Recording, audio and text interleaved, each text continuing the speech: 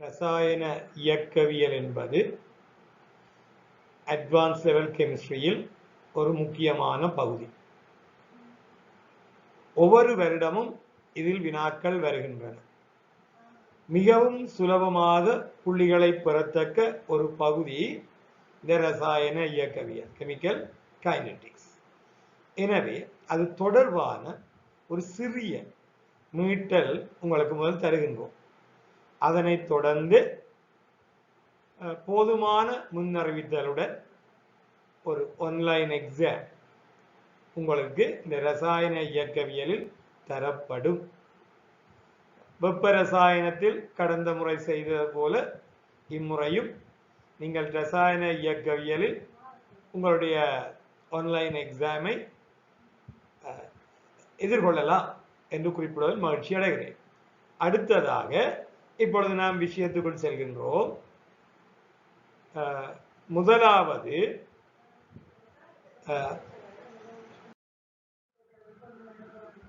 பகுதி 1, வினைத்திறனான தாக்கம். சொல்வார்கள் ரியாக்டிவிட்டி என்று, தாக்குதிறன். அதுல எஃபிஷியண்டா இருக்கிற தாக்கங்களை பற்றி தான் நாங்கள் கதைக்க போறோம். வினைத்திறனான தாக்கம். இந்த வினைத்திறனான தாக்கத்திலே 3 விடயங்கள் கவனத்தில் கொள்ளப்படுகிறது. ஒரு ரசாயன தாக்கமானது நடைபெறுவதற்கு முதலாவதாக தாக்கிகள் ஒன்றுடன் ஒன்று மோதல் வேண்டும். இரண்டாவது, இந்த மோதுகைகள் பொருத்தமான திசையில் நிகழ வேண்டும்.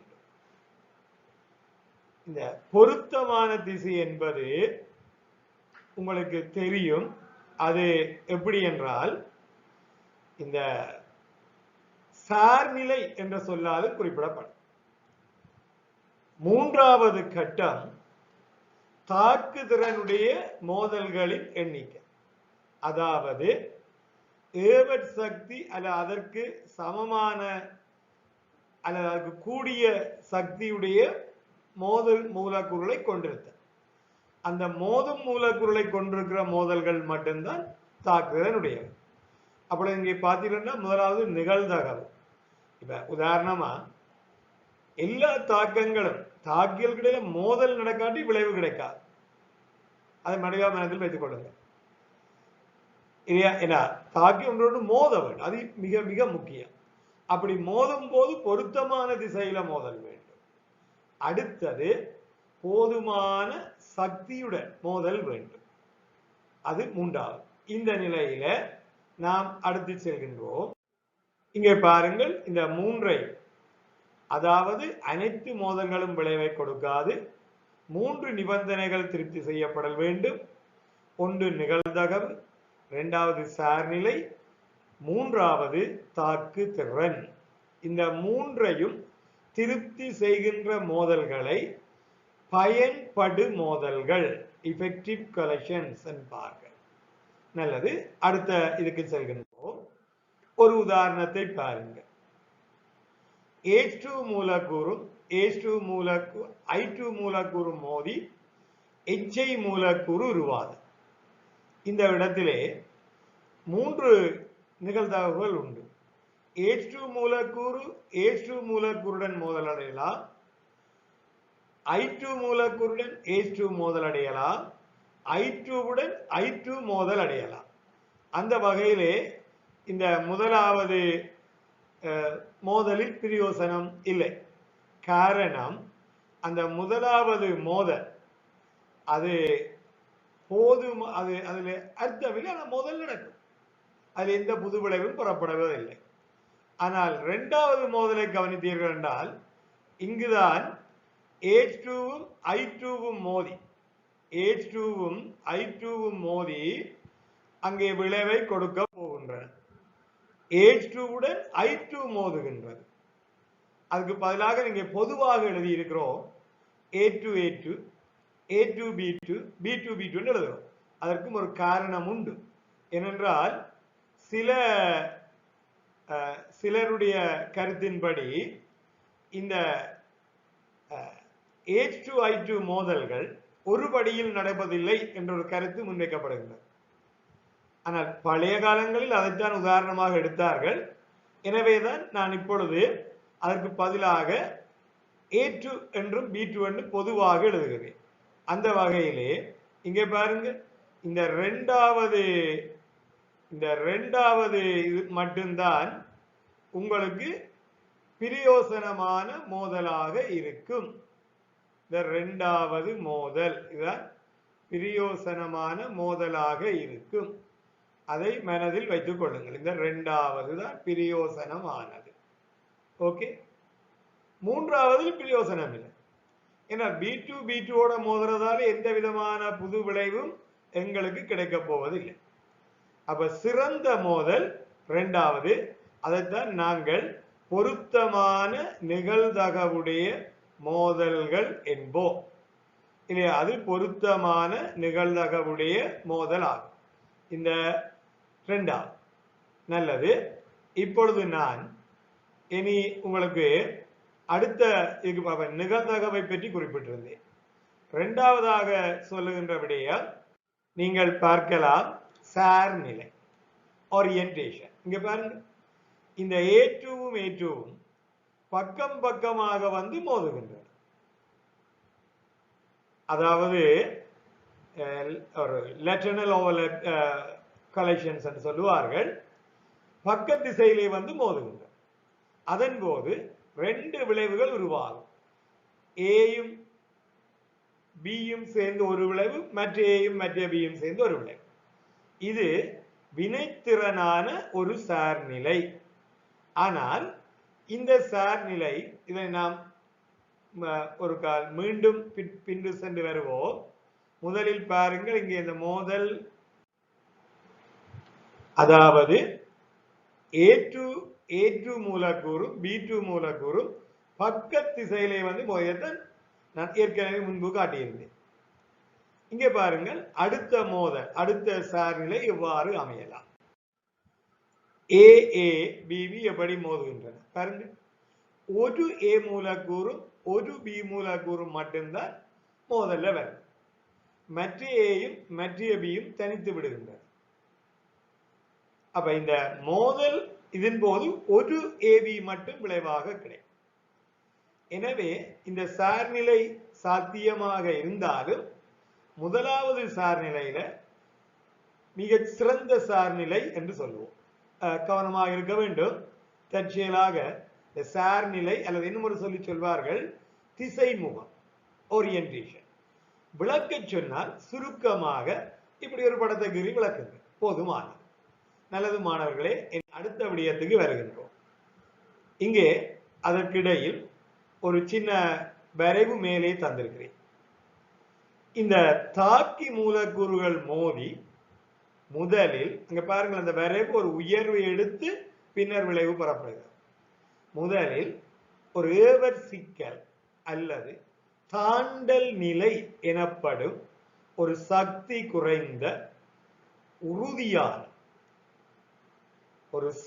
குறைந்த உறுதியான நிலை என்றால் அது இங்கே அமைய முடியாது. ஏன்னா இங்க பாருங்க, சக்தி கூடுது. அப்ப தாக்கி சக்தி குறைந்தது உறுதியாக உள்ளது. இது ஏவட் சக்திகளுக்கு சமமான சக்தியை உறிஞ்சி முதலில் ஒரு சக்தி கூடிய உறுதி குறைந்த ஒரு நிலைக்கு செல்கிறது. அதான் ஏவட் சிக்கல். பின்னர் மீண்டும் சக்தியை வெளிவிட்டு உறுதியான ஒரு விளைவுக்கு செல்கின்றது. இந்த ஏவட் சிக்கல் என்பது நன்கு மனதில் வைக்க வேண்டும். சக்தி கூடிய ஆனால் உறுதி குறைந்த ஒரு நிலை. இது இடைநிலை அல்ல, இன்டர்மீடியட் அல்ல. இங்கே நாங்கள் தருகின்றது ஒரு படி தாக்கம் அல்லது எலிமெண்டரி ரியாக்ஷன்ஸ் என்று சொல்வார்கள், முதன்மை தாக்கங்கள். ஒரே ஒரு ஏவட் சிக்கல் மட்டும்தான். ஒரு படியில இந்த தாக்கம் நடக்கும். இங்க இடைநிலை உருவாவதில்லை. அந்த இடைநிலை வருவதை பின்னொரு சந்தர்ப்பத்தில் விளக்குவோம். ஆனா எங்கெண்ட சிலபஸுக்கு இது போதுமானது. இந்த ஏவட் சிக்கலை உருவாக்கி பின்னர் விளைவு கிடைக்கும். அதிலும் ரெண்டு, இந்த தாக்கம் அகவப்பதுக்குரியதாயின் தாக்கிய விட விளைவின் சக்தி நிலை கூட. ஆகவே விளைவு மேலே அமைகிறது. மறுதலையாக புறவெப்ப தாக்கம் என்றால் சக்தி தாக்கிய விட விளைவின் வெப்ப உணர்வு குறைவாயிருக்கும். அது சக்தி வெளிப்படும் தாக்கம். இதனை மனதில் கொள்ளுங்க. இப்பொழுது நான் இந்த தாக்கு திறன் என்ற ஒரு கட்டத்துக்கு வருவேன். இந்த தாக்கு திறன் என்றால் என்ன? ஒரு ரசாயன தாக்கம் நடைபெறுவதற்கு தாக்கிகள் கொண்டிருக்க வேண்டிய ஆக குறைந்த சக்தி ஏவர் சக்தி என்று அழைக்கப்படும். ஏவர் சக்தி என்பது ஒரு சக்தி தடுப்பு, எனர்ஜி பேரியர். ஏவர் சக்தி அல்லது அதனை விடக்கூடிய சக்தியுடன் மூலக்கூறுகளிடையே நடைபெறும் மோதல்கள் மட்டுமே விளைவை கொடுக்கும். ஏவர் சக்தியை விட குறைவான சக்தியுடன் மூலக்கூறுகள் மோதல்களில் ஈடுபடலாம். ஆனால் மோதலின் பின் அவை அதைத்து பவுன்ஸ் பண்ணி மீண்டும் பின்னடையும், விளைவு பெறப்பட மாட்டாது. எனவே தாக்குதிறன் ரியாக்டிவிட்டி என்றால் என்ன என்று கேட்டால், ஏவர் சக்தி அதாவது ஒரு தாக்கம் நடைபெறுவதற்கு மூலக்கூறுகள் கொண்டிருக்க வேண்டிய ஆக குறைந்த சக்தி. அந்த சக்தி தடுப்பு, அந்த ஏவர் சக்தி என்ற சக்தி தடுப்பை விட தடுப்புக்கு சமமான அல்லது தடுப்பை விட கூடிய சக்தியுடைய மூலக்கூறுகளிடையே நடைபெறுகின்ற மோதல்கள் மட்டும் தாக்கு திறன் உடைய மோதல்கள் எனப்படும். இந்த மூன்றும் சார்நிலை, தாக்குதிறன், நிகழ்தகவு சாத்தியமாக அமைபவை மட்டுமே பயன்படு மோதல்கள் ஆகும். நல்லது, அடுத்த விடயத்துக்கு செல்வோம். இங்கே நீங்கள் அடுத்ததாக பார்க்கலாம் தாக்க வரிசை. நாம் தாக்க வீதம் என்ற விடயத்தை பின்பு வருகின்றோம். அதற்கு முதல் தாக்க வரிசை. தாக்க வரிசை என்றால் என்ன பாருங்கள். அதை மூன்று வகையாக பிரிக்கிறோம். பூச்சிய வரிசை, முதலாம் வரிசை, இரண்டாம் வரிசை அல்லது வேறும் அமையலாம். பொதுவாக பூச்சிய வரிசை அல்லது முதலாம் வரிசை ஆகக்கூடியது இரண்டாம் வரிசை தான் நாங்கள் விளக்கக்கூடியதாக இருக்கின்றது. ஆனால் முக்கியமான விளக்கம் முதலாம் வரிசையைத்தான் சார். இந்த தாக்க வரிசை என்று சொன்னால், சுருக்கமாக சொன்னால், இந்த ஒரு தாக்கம் நடைபெறும் போது தாக்கியின் செறிவில் தாக்க வீதம் தங்கியிருக்காத தாக்கம் பூச்சிய வரிசை தாக்கம் ஆகும். அதாவது ஒவ்வொரு குறித்த நேர இடைவெளியிலும் குறித்த அளவான தாக்கி அழிந்து விளைவாக மாறும். ஒவ்வொரு நேர இடையிலும் ஒரே அளவான தாக்கிகள் தான் அழிந்து விளைவாக மாறுகின்றன. எனவே இந்த தாக்க வீதம், தாக்க வேகம் தாக்கியின் செறிவில் தங்குவதில்லை. இதனை பூச்சிய வரிசை தாக்கம் என்போம். அடுத்ததாக பாருங்கள், ஃபர்ஸ்ட் ஆர்டர் ரியாக்ஷன், முதலாம் வரிசை தாக்கம். ஒவ்வொரு சமநேர இடைவெளியிலும், அடுத்த சொல்லி கவனமாக பாருங்கள், குறித்த சம 100% தாக்கி அழிந்து விளைவாகும். இப்ப உதாரணமாக நீங்கள் 100 மூலக்கூறை ஆரம்பத்தில் 100 மூல்களை இல்ல 100 அலகு தாக்கிகளை ஆரம்பத்தில் எடுத்தால் அதில் 50% தாக்கம் அடைவதற்கு ஒரு குறிப்பிட்ட நேரம் எடுக்க வேண்டும் வைப்போம். 50%-இன் 50% அடுத்ததாக அழிந்து விளைவாக மாறுவது. பிறகு அந்த 50%-இன் 50%, அதாவது 25%, அதனுடைய அரைவாசி. அப்படி அந்த ஒவ்வொரு, ஆனால் அந்த நேரம் சம நேரமாகத்தான் இருக்கும். அதாவது 100 மூலக்கூறுகள் 50ஆக மாற எடுக்கிற நேரம், 50 மூலக்கூறுகள் 25ஆக மாற எடுக்கிற நேரம், 25 12.5 மூலாக மாற எடுக்கிற நேரமும் சமனாக இருக்கும். ஒவ்வொரு சம நேர இடைவெளிகளிலும் குறித்த சம 100% இங்க நான் குறிப்பிட்டது 50%. உதாரணத்துக்கு சொன்னேன், தாக்கி அழிந்து விளைவாகும். இங்கே தாக்க வேகம் தாக்கியின் செறிவில் தங்கும். அதாவது தாக்க வேகம் தாக்கியின் செறிவிற்கு விகித சமமாக அமையும். இது ஃபர்ஸ்ட் ஆர்டர் ரியாக்ஷன், முதலாம் வரிசை. அங்காலே நான் விவரிக்கவில்லை என்றால் எங்களுக்கு முக்கியமில்லை, இந்த ரெண்டும் போதுமானது. ஒரு தாக்கத்தின் வரிசையை பின்வருமாறு குறிக்கலாம். ஒரு குறிப்பிட்ட தாக்கி சார்பாக குறிக்கலாம், மொத்த தாக்கம் சார்பாக குறிக்கலாம். அதாவது தாக்கிகளின் சார்பான வரிசைகளின் கூட்டுத்தொகை முழு தாக்கம் சார்பான வரிசை ஆகும். அந்த வகையிலே உதாரணம் ஒன்றை பாருங்கள். ஏ வாயு சக பி வாயு சேர்ந்து ஏபி வாயுவை கொடுக்கின்றன. இங்கு ஏ சார்பான தாக்க வரிசை 0 எனவும் பி சார்பான தாக்க வரிசை 1 எனவும் பரிசோதனை தரவுகள் மூலம் கணிக்கப்பட்டுள்ளது என கொள்வோம். இங்கே ஒரு விடயத்தை வலியுறுத்துகின்றேன் தெளிவாக. இந்த தாக்க வரிசைகளை பரிசோதனை மூலமே துணியப்படல் முடியும். அதை கொண்டுதான் அந்த தாக்கத்தை பற்றிய ஏனைய விவரங்களை நாங்கள் குறிப்பிடுவோம். ஒரு படியா இருபடியா என்பவற்றையெல்லாம் குறிப்பிடலாம். இன்னும் ஒரு விதமாக குறிப்பிட்டால் அந்த தாக்கத்தின் பொறிமுறையை கூட இந்த தாக்க வரிசைகள் மூலம் அறியலாம்.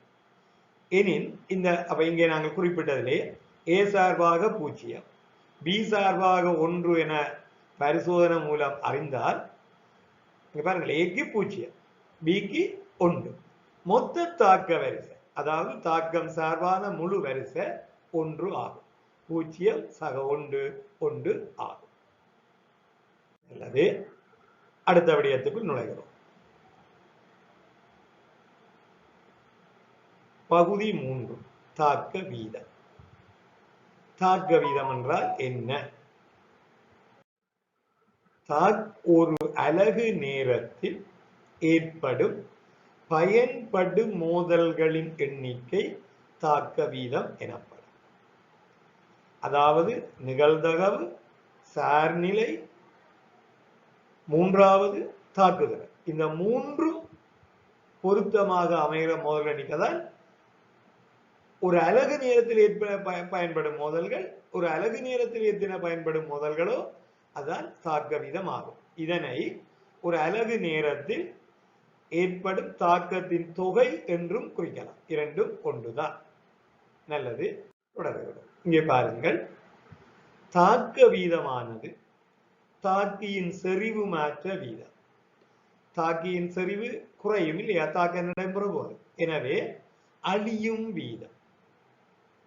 தாக்க வீதமானது தாக்கியின் செறிவு மாற்ற வீதம், அதாவது அழியும் வீதம், அல்லது டிசப்பியர் என்று சொல்வார்கள், அழிந்து போறது, அல்லது விளைவின் செறிவு மாற்ற வீதம், உருவாகும் வீதம், ஃபார்மேஷன் என கொள்ளலாம். அதாவது தாக்கியின் சார்பாக அளக்க அது அழிகிற வீதம், எனவே இதற்கு மறை குறியீடு பாவிப்பார்கள். விளைவு சார்பாக குறிப்பிடும் போது அது உருவாகும் வீதம், அது நேர் குறியீடு பாவிக்கப்படும். நல்லது, தொடர்கிறோம். ஒரு தாக்க வீதம் தங்கியுள்ள காரணிகள் யாவை? செறிவு கம அமுக்கம். இந்த என்ன என்றால், வாயுக்களுக்கு அமுக்கமும் கரைசல்களுக்கு செறிவும் கருதப்படும். அதனுடைய ஒரு கருத்து உள்ளது. கரைசல்களை பொறுத்தவரையில் செறிவு என்பது ஒரு கன அலகில் உள்ள தாக்கிகளின் மூலநிலையால் தரப்படும். வாயுக்களுக்கு அந்த செறிவுக்கு பதில் அமுக்கத்தை பிரயோகிப்போம். என்றால் உங்களுக்கு தெரியும், P(CRT) மாறா வெப்பநிலையெனில் P is proportional to C என குறிக்கலாம். அதே அந்த செறிவு அல்லது அமுக்கம் அது கரைசல்களுக்கு மோல் டெசிமீட்டர் -3 வாயுக்களுக்கு என்றால் அமுக்கத்தாலும் குறிப்பிடப்படும். இரண்டாவது வெப்பநிலை. மூன்றாவது தாக்கிகளின் பௌதீக தன்மை, முக்கியமாக மேற்பரப்பு. என்றால் அது குறிப்பாக யாருக்கு இது பொருந்தும் என்றால், திண்ம நிலை தாக்கிகளுக்கு தான் இந்த மேற்பரப்பு பொருந்தும். திண்ம நிலை தாக்கிகள் ஏனென்றால் அவை அங்கே திண்ம மூலக்கூறுகள் அசைய மாட்டார், ரிஜிட்டா இருக்கின்றன. ஆனால் இந்த அப்படி என்றால் அதில் மற்றிய தாக்கிதான் மோத வேண்டும். மோதல் நடைபெறாவிட்டால் தாக்கம் நடைபெறாது. ஆனால் இந்த மேற்பரப்பின் அளவை மாற்றுவதன் மூலம் மோதல் எண்ணிக்கையை கூட்டலாம். இது பற்றிய சில கருத்துக்கள் உங்களுக்கு பின்பு வரும். பௌதிக ரசாயனத்தில் பிரிதொரு சந்தர்ப்பங்கள் இந்த சமநிலைகள் ஊக்கிகள் இதை பற்றி படிக்கும் போது அதை பற்றி கதைப்போம். இந்த மேற்பரப்பு திண்மங்களுக்கு குறிப்பாக பொருந்துகிறது. கரைசல்களுக்கு செறிவு, வாயுக்களுக்கு அமுக்கம், திண்மங்களுக்கு மேற்பரப்பு. இந்த திண்ம மூலக்கூறுகள் ரிஜிட்டா இருக்கிறபடியா அவை அசையாம இருக்க மோதல் எண்ணிக்கையை கூட்ட வேண்டும் என்றால் அவற்றின் மேற்பரப்பை நாங்கள் கூட்டி வைக்க வேண்டும். அப்பொழுதுதான் மற்றைய தாக்கி அங்கே கூடுதலாக மோதும். அது மேற்பரப்பு. மூன்றாவது ஊக்கிகள். இந்த ஊக்கிகள் என்ற எண்ணக்கரு ஒரு முக்கியமான விடயம். ஊக்கி தாக்கத்தில் பங்கு பெற்றி தாக்க பொறிமுறையை மாற்றி ஏவர் சக்தி குறைந்த ஒரு பிரிதொரு தாக்க பாதையின் ஊடு அந்த தாக்கத்தை நிகழ்த்தும். அப்ப ஊக்கி ஏவர் சக்தி குறைந்த பிரிதொரு தாக்க பாதை, அப்படித்தான் சொல்லுகிறேன். இந்த புதிய பாடத்திட்டத்தில் ஊக்கி ஏவர் சக்தியை குறைக்கும் என்ற சொல்லை பயன்படுத்தாது. ஊக்கியானது ஏவர் சக்தி குறைந்த ஒரு புதிய பொறிமுறையை தேர்ந்தெடுக்கும் என்றதான் குறிப்பிடுகிறார்கள். அந்த ஊக்கிகள் வகைகள் உங்களுக்கு ஞாபகம் இருக்கும். ஊக்கிகள் பற்றிய சில விவரங்களின் ஞாபகம் இருக்க வேண்டும். இது ஒரு மீட்டல் நிலையை தவிர இது பற்றிய விவரங்கள் சந்தர்ப்பம் கிடைக்கும் அதனுடைய பேப்பர் டிஸ்கஷனின் போது அதை பற்றி கூட குறிப்பிடுவேன்.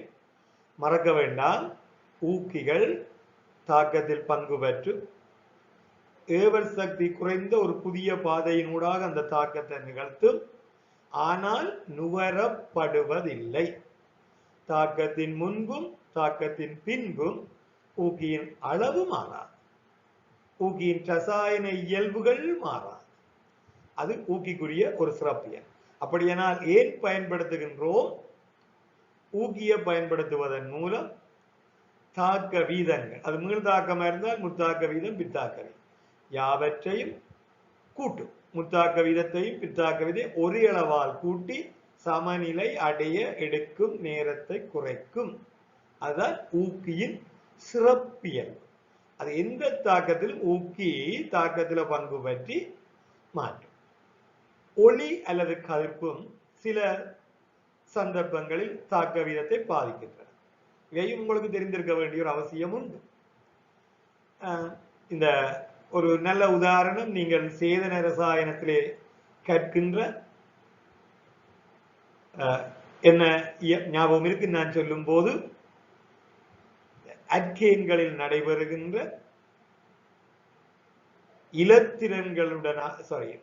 அலசன்களுடனான பிரதியீட்டு தாக்கங்கள், அது ஒளியினால் பாதிப்படுவது சுயாதீன மூலிக பிரதியீட்டு தாக்கம். அது நல்ல உதாரணம். ஹைட்ரஜனும் குளோரினும் லைட் பட்டால் வெடித்தலுடன் தாக்கம் அடையும். மூன்றாவது ஏற்றம். இதுவும் சில சந்தர்ப்பங்களில் பாதிப்பது உண்டு. ஆனால் எங்களுடைய இதை தவிர pH ஒரு கரைசலின் பாதிக்கலாம். கரைசல்களை குலுக்கிறதும் பாதிக்கலாம். என்றாலும் முதல் 5க்கும் முக்கியத்துவம் கொடுங்கள். மிக முக்கியத்துவம் வெப்பநிலைக்கும் ஊக்கிக்கும் கொடுங்கள். நல்லது. இப்பொழுது நாம் தொடர்கிறோம். இங்கே நாம் உங்களுக்கு வரைவை காட்டுகிறேன். இந்த வரைவு உங்களுக்கு நல்ல பரிச்சயமான வரைவு. போல்ட்ஸ்மேன் மேக்ஸ்வெல் 2 விஞ்ஞானிகள் டிஸ்ட்ரிபியூஷன் கர்வ், பரம்பல் வரைவு. இது உண்மையாக சக்தி பரம்பல். அதிலே area under the curve stay என்று சொல்றோம். அதுல கீழே வாரது சக்தி. நிலைக்குத்தச்சு ஃப்ராக்ஷன் ஆஃப் கொலைஷன்ஸ் என்று சொல்றோம். மோதல் பின்னம் அல்லது மூலக்கூற்று பின்னம் என்றும் சொல்வார்கள். ஒரு சில ரசாயன நூல்களிலே மூலக்கூற்று எண்ணிக்கை என்னும் குறிப்பிடுகிறார்கள். என்றாலும் நாம் கூடுதலாக பயன்படுத்துகிறோம் எமது பாடத்திட்டத்தில் மூலக்கூற்று பின்னம் அல்லது fraction of collisions. ஏனென்றால் அந்த மூலக்கூற்று எண்ணிக்கையை குறிப்பதென்றால் இது மிக கடினமானவே. ஏன்னா அது கோடிக்கணக்கான மூலக்கூறுகள் இருந்தால் அதனை வையச்சில் குறிப்பது கடினம். எனவேதான் ஃப்ராக்ஷனை குறிக்கின்றோம். இங்கே கிடையச்சார்ந்த கொலைஷன் எனர்ஜி மூலக்கூற்று மோதல் சக்தி என்று குறிப்பிட்டிருக்கிறார்கள். வெப்பநிலை T1 நிலை அந்த வரைவு எப்படி இருக்கின்றது. வெப்பநிலை கூடும்போது T2க்கு கூடும்போது மூலக்கூறின் சக்தி கூடும். ஆகவே வரைவு இடம் இருந்து பலன் நகரும். ஆனால் வரைவால் சிறைப்பிடிக்கப்படுகிற பரப்பு அந்த மூலக்கூற்று எண்ணிக்கை மாறுவதில்லை. ஆதலால் அங்கே உயரம் குறைகின்றது, அகலம் கூடுகிறது. நன்கு மனதில் வைத்துக் கொள்ளுங்கள். இதையெல்லாம் உங்களுக்கு அமைப்பு கட்டுரையிலே கேட்டுக்கிறார்கள், MCQவிலே போட்டுக்கிறார்கள். T1லிருந்து T2க்கு போயிருக்க வரைவு பலமிருந்து இடமாக செல்லும் அதே நேரம் அதன் உயர்வு குறைகின்றது. இங்க பாரு, உயர்வு குறைகிறது. அதுதான் இங்க முக்கியம். T1ல இங்கே, T2ல இங்கே. அது மறக்க வேண்டாம், ஏமாற்றுவார்கள். எனக்கு சக்தி இடமிருந்து வலம் அதிகரிக்கிறது. சக்தி கூட கூட வரைவு இடமிருந்து வலம் செல்லும். அதே நேரத்தில் மூலக்கூற்று மொத்த எண்ணிக்கை மாறாது. அப்ப சிறப்பிடிக்கப்படும் தரவு மாறாதென்றபடியால் T1ஐ விட T2வின் உச்சி குறைவாகும். இங்கே இந்த EA என்ற ஒரு இது குறிக்கப்பட்டிருக்கு பாருங்க. இவர்தான் ஏவர்ட் சக்தி. இந்த வெப்பநிலை கூடும்போது ஏவர்ட் சக்தி மாற்றம் அடையவில்லை, அது அப்பாறே இருக்குது. ஏவர்ட் சக்தியுடன் தொடர்புடைய ஒரே ஒரு ஆள் ஊக்கி. ஏனையவர்கள் ஏவர்ட் சக்தியை பாதிக்க. அந்த ஏவர்ட் சக்தியை விட கூடிய சக்தியுடைய மூலக்கூறு எண்ணிக்கை வெப்பநிலை T1ல அது நீல நிறத்தால் நிலற்றப்பட்டுள்ளது. அதுதான் ஏவர்ட் சக்தியை விட கூடிய சக்தியுடைய மூலக்கூறு எண்ணிக்கை. வெப்பநிலை T2ல அது ஊதாவால் நிரப்பப்பட்டுள்ளது. அப்ப நீங்கள் பார்க்கலாம், இந்த T1ஐ விட T2ல ஏவர்ட் சக்தி அல்ல அதை விட கூடிய சக்தியுடைய மூலக்கூறு எண்ணிக்கை கூடும். ஆகவே தாக்க வீதம் கூடும். அடையா மனதில் வைத்துக் கொள்ளுங்கள், வெப்பநிலையுடன் தாக்க வீதம் எப்போதும் அதிகரிக்கும். என்றாலும் ஒரு சந்தர்ப்பத்தில் ஒரு குளறுபடி வருகின்ற காரணத்தினால் ஃபைனல் பேப்பர்ல 2 ஆன்சரை கொடுத்தார்கள். என்ன? ஒன்று, வெப்பநிலை கூட எப்போதும் தாக்க வீதம் கூடவும் சரி, பொதுவாக தாக்க வீதம் கூடும் என்ற கருத்தையும் போட்டார்கள். அது என்னென்றால், இந்த நீங்கள் பின்னர் படிப்பீர்கள் கைத்தொழில் ரசாயனத்தில் இந்த நொதியங்கள் சம்பந்தப்பட்ட தாக்கங்கள், நொதிகள் சம்பந்தப்பட்ட தாக்கம். உதாரணமாக சுக்ரோஸ் எதனோலாக மாற்றப்படுற தாக்கம், புளித்தல், நொதித்தல், இந்த 2 சொற்கள் உள்ளது. இங்கே இந்த நொதித்தல் சம்பந்தப்பட்ட தாக்கங்கள்ல வெப்பநிலை கூடும் போது நொதிகள் புரதங்கள். எனவே வெப்பநிலை அதிகரிக்கும் போது ஒரு குறிப்பிட்ட வெப்பநிலை வரை அவற்றின் தாக்கம் கூடிக்கொண்டு போகும். பொதுவாக இந்த இந்த கார்போஹைட்ரேட்ஸ் இந்த நொதித்தல்ல 40 பாக C வரை அது கூடிக்கொண்டு போகும். அது மட்டுமல்ல, 0லேருந்து 10 பாசிக்கு கூடுற விட 10 பாசியிலேருந்து 20 பாசிக்கு கூடக்க 2 மடங்கு கூடும். 30 பாசிக்கு கூடக்க மேலும் 2 மடங்கு கூடும். அதை மறக்க வேண்டாம். காரணம், அந்த நொதிகள் புரதங்கள் அவை அமைப்படிதல் என்று சொல்கிறார்கள். அதால 40 பாக Cக்கு மேல செல்லேக்க இந்த நொதிகள் அமைப்படைவதால், டீநேச்சரிங் என்று சொல்கிறார்கள், அமைப்படைவதால் தாக்கம் மந்தமடை.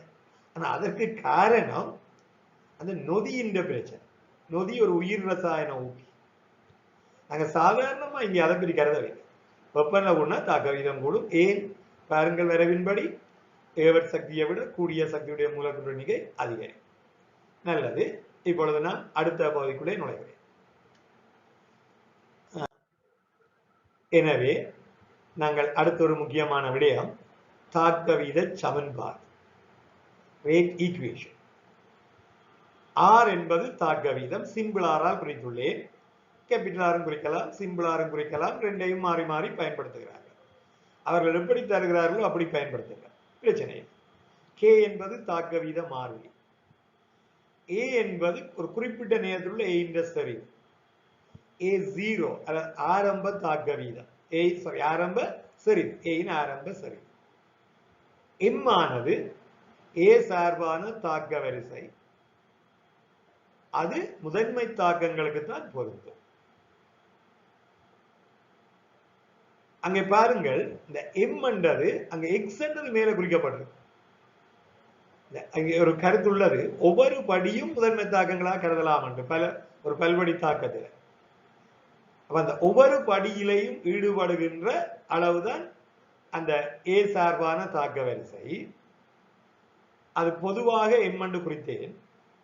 அது முதலாம் வரிசை தாக்கமா இருந்தால் ஈடு செய்யப்பட்ட சமன்பாடு, ஏனைய தாக்கங்களா இருந்தால் மந்தமான படியில் உள்ள ஏ மூல எண்ணிக்கை. அதுதான் பொதுவாக எம் என்று குறித்தோம். ஆனால் மந்தமா ஒவ்வொரு படியும் ஒரு முதன்மை தாக்கம் என்ற கருத்து தற்போது வலியுறுத்தப்படுகிறது. அந்த குறிப்பிட்ட படியில் உள்ள தாக்கின்ற அளவு. சரி, அதாவது மாணவர்களே தெளிவாக கவனியுங்கள். எம் ஆனது தாக்கி ஏ சார்பான தாக்க வரிசை. அந்த எம் என்பது முதன்மை தாக்கங்களுக்கும் பல்வடி தாக்கங்களுக்கும் வேறுபடும். முதன்மை தாக்கத்தில் ஈடு செய்த சமன்பாட்டில் ஏனது மூல எண்ணிக்கை. பல்வடி தாக்கங்களில் அங்கே ஒவ்வொரு படியும் ஒரு முதன்மை தாக்கம் தான். இந்த பல்வடி தாக்கங்களில் மிக மந்தமான படியில் உள்ள ஏயின் மூல எண்ணிக்கை, அதான் இந்த எம். பொதுவாக இந்த ஈடு செய்யப்பட்ட சமன்பாட்டில் இருக்கிற எக்ஸ் என்பதை நாங்கள் ஏயின் தொகை எமவுண்ட் மூல எண்ணிக்கை அல்லது பீசமான குணகம், y ஆனது பியின் மூல எண்ணிக்கை அல்லது பியின் பீசமான குணகம். அப்ப இங்கே மனதில் நிறுத்த வேண்டிய விஷயம், ஒரு முதன்மை தாக்கம் பொதுவாக ஒருபடி தாக்கம். அந்த ஒருபடி தாக்கத்தில் எம் ஆனது எக்ஸுக்கு சமனா இருக்கு. ஒரு பல்படி தாக்கத்தில் அந்த எம் என்பது, அந்த ஒவ்வொரு படியும் ஒரு முதன்மை தாக்கம் என்று தான் சொல்லியிருந்தேன். அந்த எம் என்பது மந்தமான படியில் உள்ள ஏனது மூல எண்ணிக்கை. இது தெளிவாக நீங்கள் அறிந்திருத்தல் அவசியம். அங்கே மற்றது ஒரு தாக்க வீதத்தை ஏ வந்து விளைவு, ஏ வந்து தாக்கி பி விளைவு. அப்ப minus delta A over delta D தான் தாக்கியின் செறிவு மாற்ற வீதம் அல்லது தாக்க வீதம் என்போம். Minus delta A over delta D. இங்க டெல்டா என்பது மாற்றத்தை குறிக்கும். சில பேர் இதனை மைனஸ் டிஏ பை டிடி என்று குறிப்பார்கள். இந்த மைனஸ் என்பதன் கருத்து அழியும் வீதம். நல்லது, தொடர்வோம்.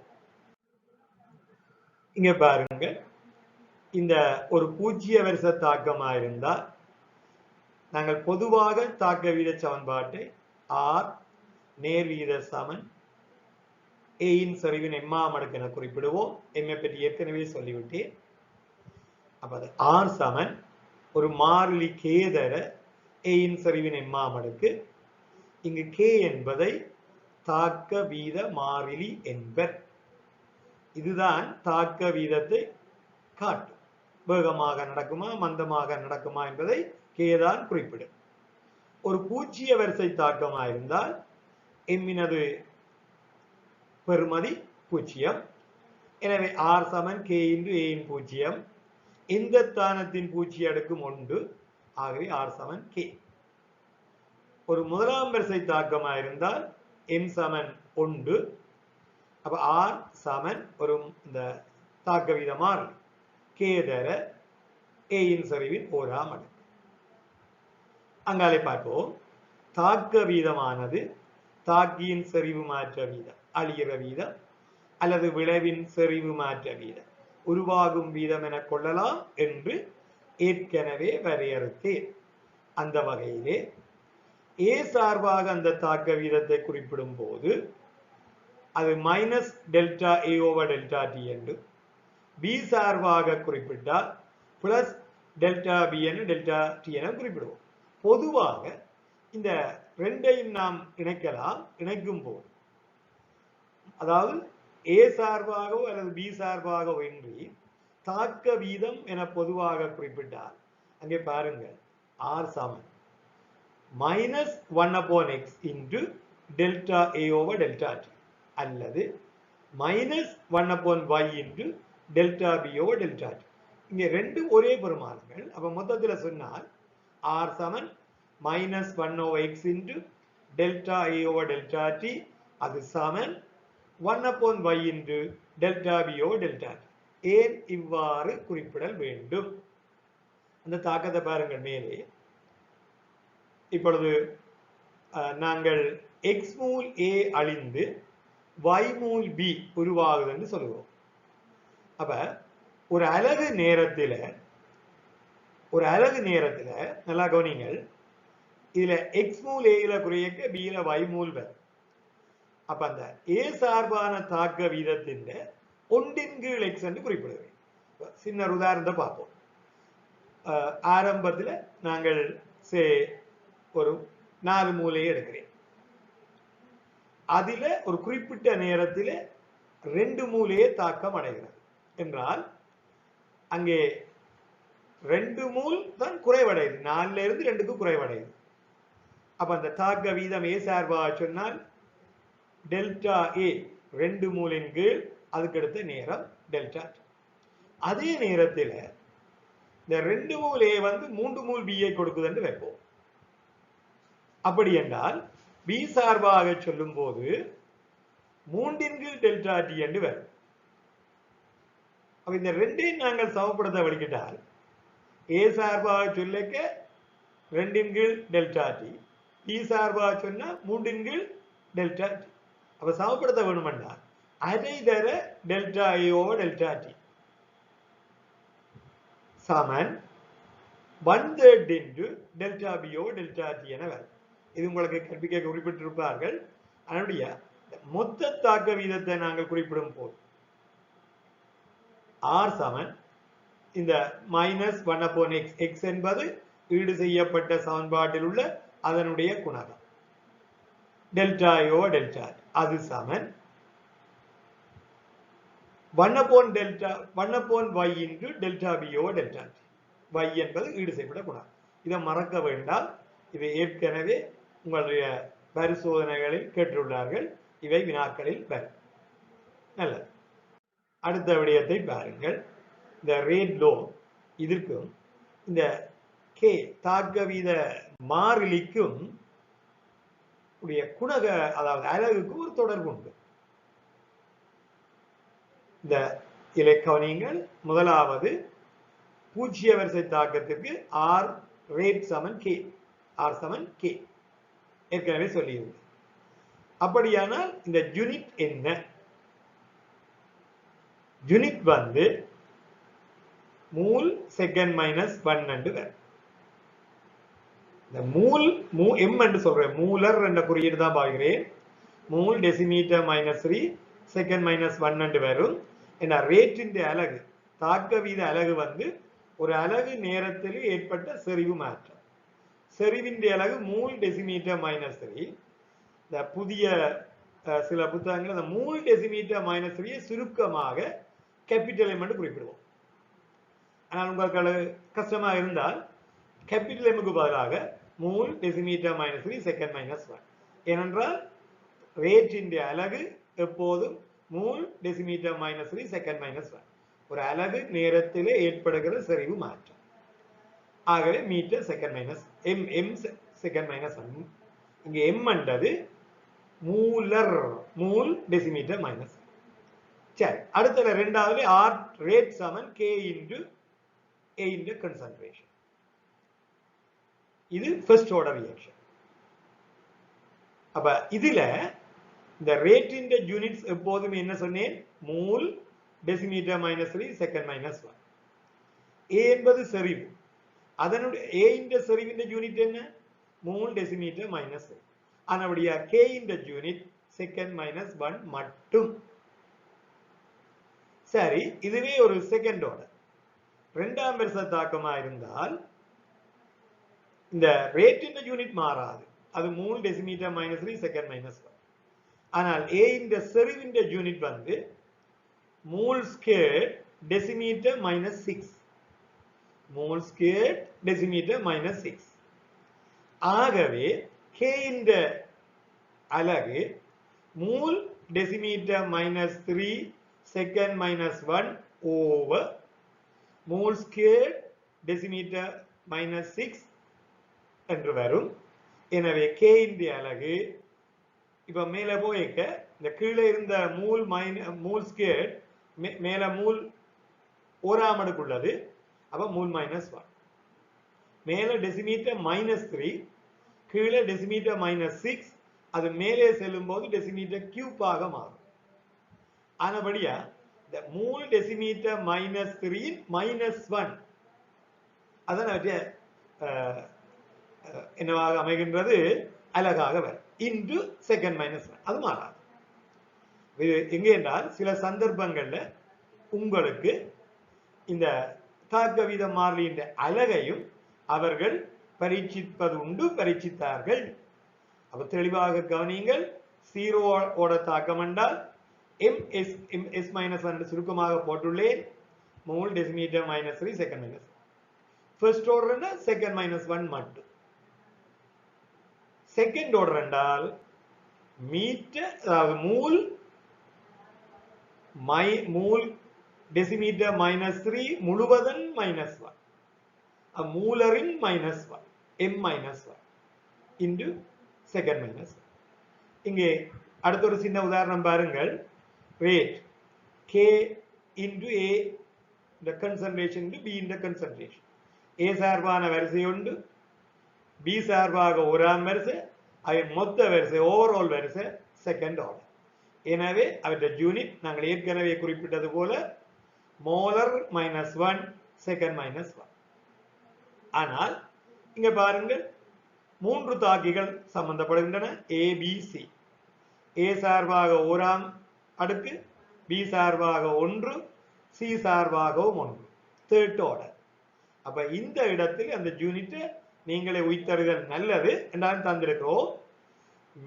அதாவது molar minus 2, mole decimetre minus 3 முழுவதன் மைனஸ் 2 இன்டு செகண்ட் மைனஸ் 1. இதையும் மனதில் வைத்துக் கொள்ளுங்கள். ஆகவே இந்த கே இந்த யூனிட் தந்தால் அது எந்த வரிசை தாக்கம் என நீங்கள் இலகுவாக இனங்காண பழகி கொள்ளல் அவசியம். நல்லது மாணவர்களே. இங்கே தாக்கத்தின் அரைவாழ்வு காலம் T-half என்று சொல்கிறோம். அரைவாழ்வு காலம் அதாவது ஒரு தாக்கியின் 50% அழிய எடுக்கிற நேரம், அரை பங்கு அழிய எடுக்கிற நேரம், அதான் அரைவாழ்வு காலம் T-half என்று சொல்கிறோம். இதனை நீங்கள் மனதில் வைத்திருக்க வேண்டும். ஆனால் இது முதலாம் வரிசை தாக்கத்திற்கு மட்டும் இந்த அரைவாழ்வு காலம் ஒரு மாறிலியாக அமையும். ஃபர்ஸ்ட் ஆர்டர் ரியாக்ஷன்ஸ் மட்டும் இது பொருந்தும். ஏனையவற்றுக்கு இது மாறும், பரீட்சிக்கப்பட்டுள்ளது. அப்ப அரைவாழ்வு காலம் எப்போதும் ஒரு மாறிலி அல்ல. முதலாம் வரிசை தாக்கங்கள் ஃபர்ஸ்ட் ஆர்டர் ரியாக்ஷன்ஸுக்கு மட்டும் தாக்கியின் செறிவு அரைப்பங்கா எடுக்கிற காலம் ஒரு மாறிலியாக அமையும். இதைத்தான் நாங்கள் ஏற்கனவே இந்த முதலாம் வரிசை தாக்கத்தை வரையறுக்கும் போதும் குறிப்பிட்டிருந்தோம். அது உங்கள் மனதில் இருக்கும் என்று நம்புகிறேன். அதாவது 10 மூல் 5 மூலாக வர 10 செகண்ட் எடுத்தால் 5 மூல் 2.5 மூலாக மாற அதே 10 செகண்ட், 2.5 1.2 என்றாக மாற அதே 10 செகண்ட். ஆனபடியா அதைத்தான் அரைவாழ்வு காலம். இது யாருக்கு மட்டும் மாறிலி? ஃபர்ஸ்ட் ஆர்டர் ரியாக்ஷன், முதல் வரிசைக்கு. ஏனையவற்றுக்கு இது மாறும். நல்லது மாணவர்களே. அடுத்து நாம் சில வரைவுகளை பார்ப்போம்.